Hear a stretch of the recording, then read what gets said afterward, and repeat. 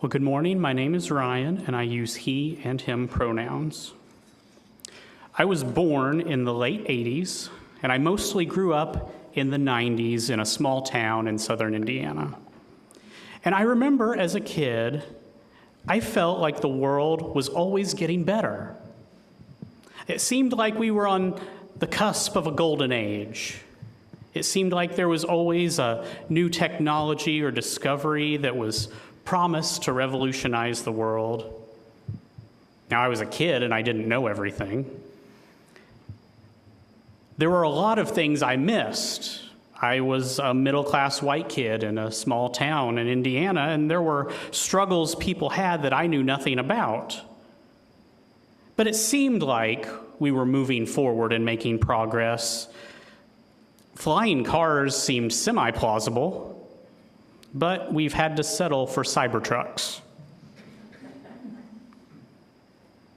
It seems like instead of the golden age I felt was approaching when I was a child, we have this new age of anxiety where we don't always know what is trustworthy, where alternative perspectives abound.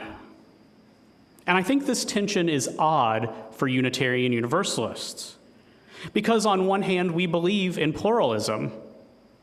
We think it's good for people to consider multiple perspectives.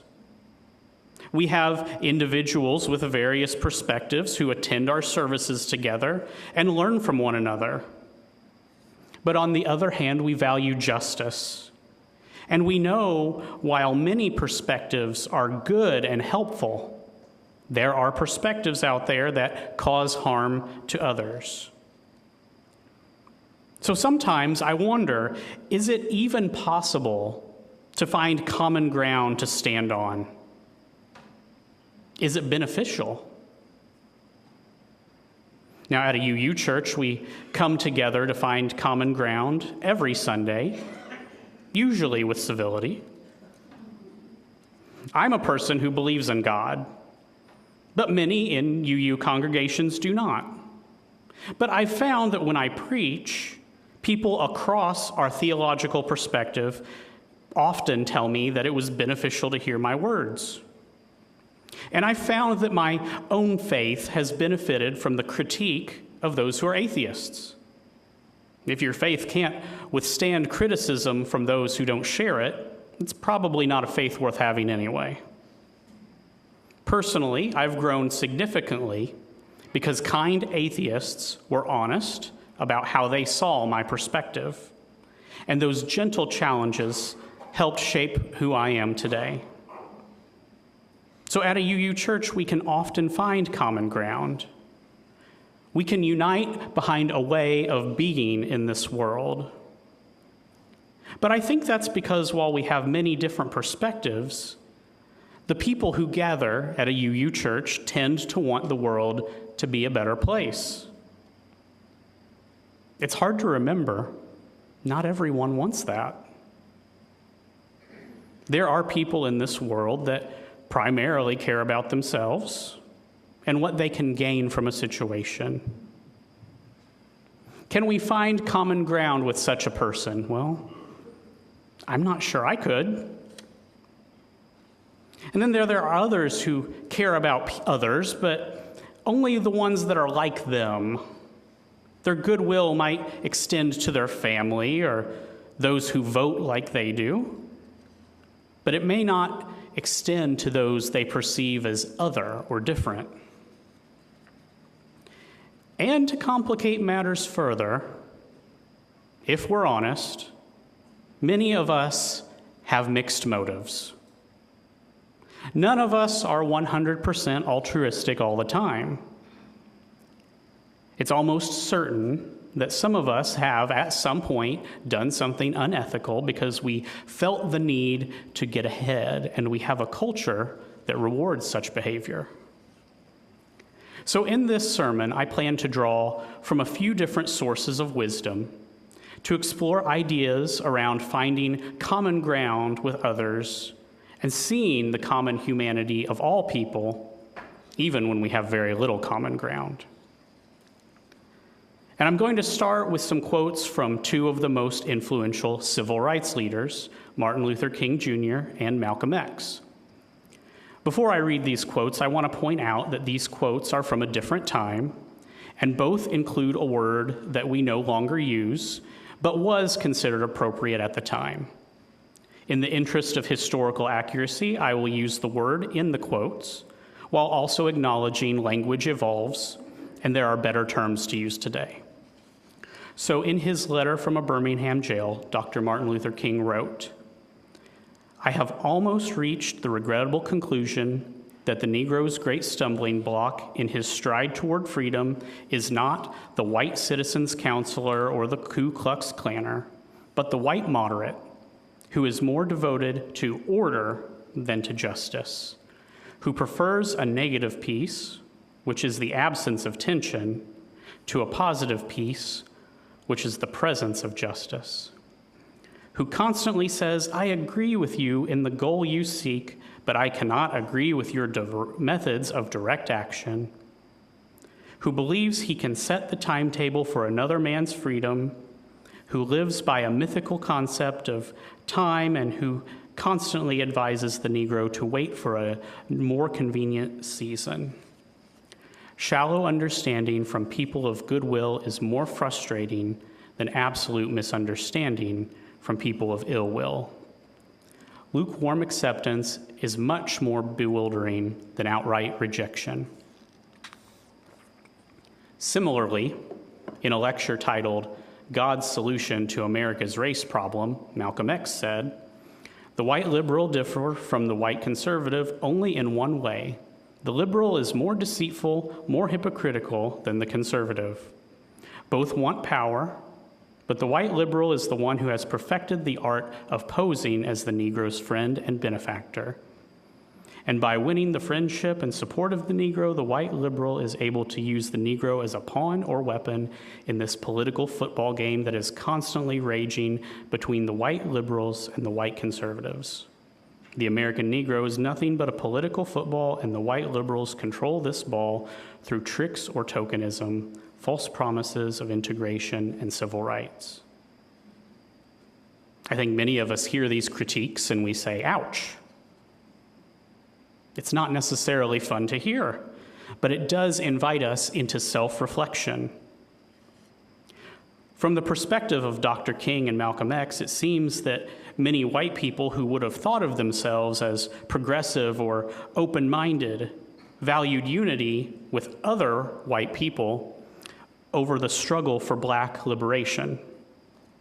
Oh, it would be nice if everyone could just get along and have rights, but not too fast. We wouldn't want to offend anyone. Who do we want common ground with? Why? Is it to make ourselves more comfortable when we interact with friends and family who have regressive views? Does the common ground you seek uplift those who are most oppressed by society? And returning to Dr. King's quote, do we seek that negative peace with the absence of tension, or a positive peace with the presence of justice? There's a lot to take into account when we seek common ground with those around us. There are not clear answers because of the complexity of human relationships and social dynamics. I'm not sure the idea of seeking out common ground is always helpful. In my experience, it can only happen when all parties have a strong sense of justice and goodwill for all people.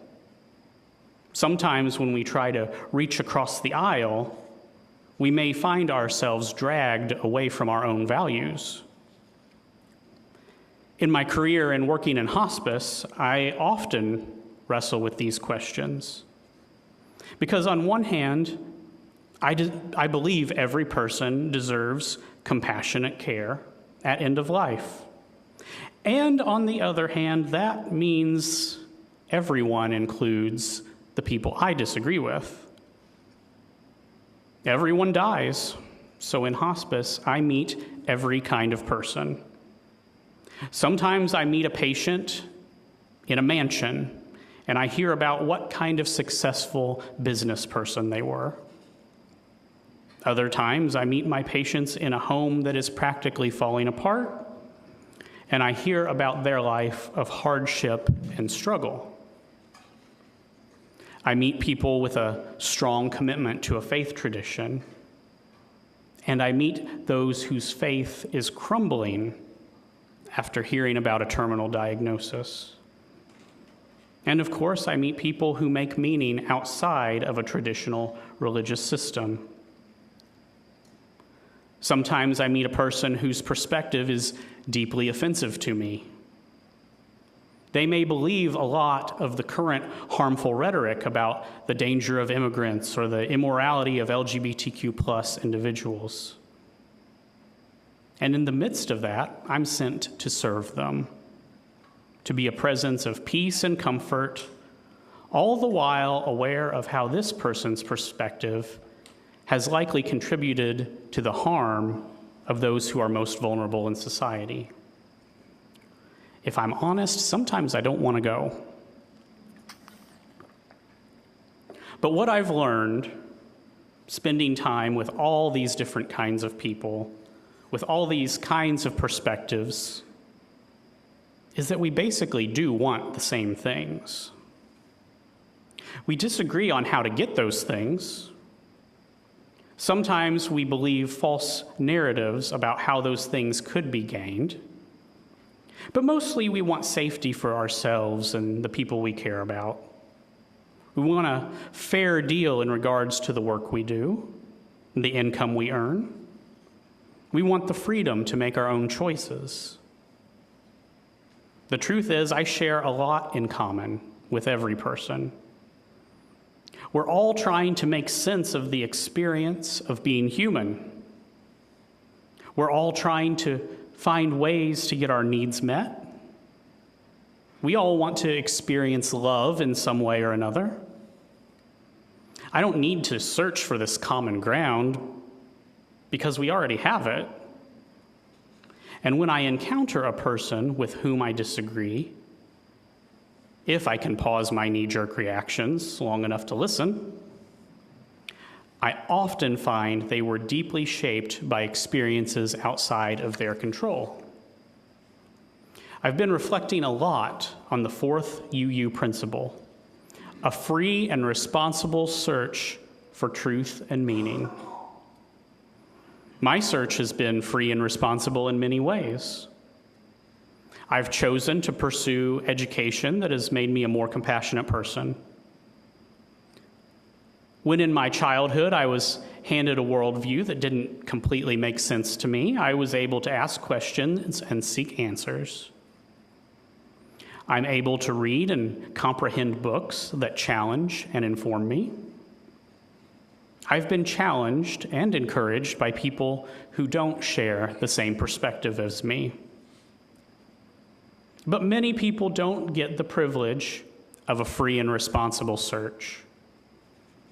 Many in this country are failed by an educational system that cares little for those it serves, and many are functionally illiterate. Many don't have access to higher education that encourages critical thinking.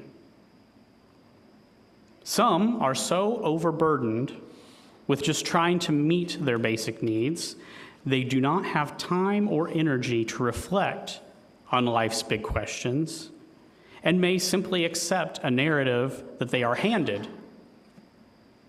Does this make them bad people or victims of a system that doesn't always care about them? In truth, in my work, it is rare that I meet a person who has no redeeming qualities. Most people have loved and have been loved in return. Most can recall a time that they have sacrificed to meet the needs of others. So at this point in the sermon, you may be thinking, is Ryan making two contradictory points at the same time? Yes. I am making two opposite points at the same time. Sometimes that work of finding common ground can be fruitless. Sometimes it can even cause harm for the most vulnerable. There are those who only seek common ground to advance their own unjust agenda.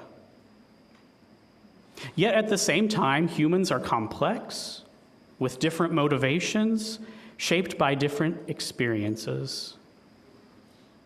Humans are usually not like a Saturday morning cartoon with a clear good guy or bad guy. And even when it's hard in those visits that I don't want to do, there is meaning to be found in seeing the full humanity of all people. So what do we do with that? I believe the practitioners of the Sikh religion can give us a framework for making sense of this complexity. The Sikh religion developed in the Punjab region of India and Pakistan. It developed with influences from Hindu and Muslim religions. I became aware of the Sikh religion through the writing of activist Valerie Kaur. She draws on her faith to inform her work as an activist. Kaur's book, Sage Warrior, is a retelling of the history of the Sikh faith that she connects to her personal life and struggles for justice. A side note, my southern Indiana twang was not meant to pronounce these Sikh names, but I'm going to try my best. Kaur writes, in the year 1499, a man named Nanak is said to have disappeared into a river and emerged 3 days later with the revelation of oneness. He began to sing powerful mystical poetry accompanied by a Muslim bard.